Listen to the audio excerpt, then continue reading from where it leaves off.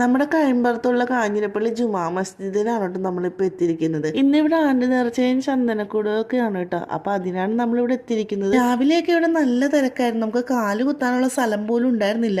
തിരക്കുള്ള സ്ഥലത്തേക്ക് ഇവരും കൊണ്ട് വരുന്നത് ബുദ്ധിമുട്ടായതുകൊണ്ട് നമ്മൾ തിരക്കൊഴിഞ്ഞ സമയം നോക്കിയാണ് കേട്ടോ വന്നിരിക്കുന്നത്. ഈ ജാറമൂടൽ എന്ന് പറയുന്ന ഒരു ചടങ്ങാണ് കേട്ടോ, അല്ലെങ്കിൽ ഒരു നേർച്ച വഴിപാട് എന്നൊക്കെ വേണമെങ്കിൽ പറയാം. പണ്ട് ഇവിടെ ജീവിച്ചിരുന്ന ഒരു വ്യക്തി മരിക്കുകയും കുറേ വർഷങ്ങൾക്ക് ശേഷം ആളുടെ മൃതദേഹം സൂക്ഷിച്ചിരുന്ന കല്ലറയിൽ എന്തോ ഒരു ശക്തി മറ്റുള്ളവർക്ക് ഫീൽ ചെയ്യുകയും അതിൻ്റെ ഭാഗമായിട്ടാണ് ഈ ഒരു വിശ്വാസങ്ങളും വിശ്വാസികളൊക്കെ ഉണ്ടായത്. ഈ ഒരു മതവിശ്വാസികൾ മാത്രമല്ല, മറ്റു മതത്തിൽ വിശ്വസിക്കുന്നവരാണ്, മറ്റു മതത്തിൽ ജനിച്ച് വളർന്നവർ കൂടിയും ഇവിടെ പള്ളിയിൽ വന്നു പോവുകയും നേർച്ചകൾ നടത്തുകയും ഒക്കെ ചെയ്യുന്നുണ്ട് കേട്ടോ. നമ്മളുടെ വിലപിടിപ്പുള്ള വസ്തുക്കൾ അല്ലെങ്കിൽ ഇഷ്ടമായ വസ്തുക്കൾ അല്ലെങ്കിൽ വളർത്തു മൃഗങ്ങൾ ഇതൊക്കെ നഷ്ടപ്പെട്ടു പോയാൽ ഇവിടെ വന്ന് നേർച്ചകളും വഴിപാടുകളൊക്കെ നടത്തി കഴിഞ്ഞാൽ അത് നമുക്ക് തിരിച്ച് ലഭിക്കും എന്നാണ് ഇവിടെ ഉള്ളൊരു വിശ്വാസം.